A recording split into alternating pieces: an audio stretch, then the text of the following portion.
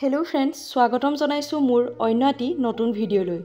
বন্ধু বান্ধৱীসকল, অসমীয়া ছবি জগতৰ জনপ্ৰিয় অভিনেতা যতীন বৰাৰ অভিনয় চাই আপোনালোকে কোনে কোনে ভাল পায়। অভিনেতা যতীন বৰা আজি দিনটোত দুখত ভাঙি পৰিছে। মাতৃক মনত পেলাই তেওঁ খুবেই আৱেগিক হৈ পৰিছে। কিন্তু কিয়? অভিনেতা যতীন বৰাই তেওঁৰ ফেচবুক পোষ্টত এটি পোষ্ট শ্বেয়াৰ কৰিছে আৰু তেওঁ অতি দুখেৰে লিখিছে, মা, তোৰ অবিহনে আজি 15টা বছৰ সম্পূৰ্ণ হ'ল। 15টা বছৰ এক দীঘলীয়া পৰিক্ৰমা। দিনটোৰ কামৰ শেষত তোৰ মুখখনি দেখিলেই মোৰ সমস্ত ভাগৰ, সকলো ব্যথা আঁতৰি গৈছিল।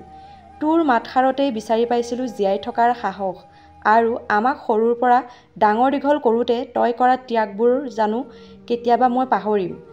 মা, তই য'তে আছ কুশলে থাক আৰু আমাক জীৱনৰ বাটত সততাই আগুৱাই যাবলৈ সাহস আৰু শক্তি দি থাক। আজিৰ এই বিশেষ দিনটোত তোক শ্ৰদ্ধাৰে সোঁৱৰিছোঁ। সঁচাকৈ অভিনেতা যতীন বৰাৰ আৱেগিক পোষ্টটো দেখি খুবেই দুখ লাগিল। হয়তো তেখেতৰ আজি মাতৃ মৃত্যু হোৱা আজি 15টা বছৰ সম্পূৰ্ণ হ'ল আৰু এই আজি বিশেষ দিনটোত তেওঁ মাতৃলৈ মনত পেলাই দুখত ভাঙি পৰিছে।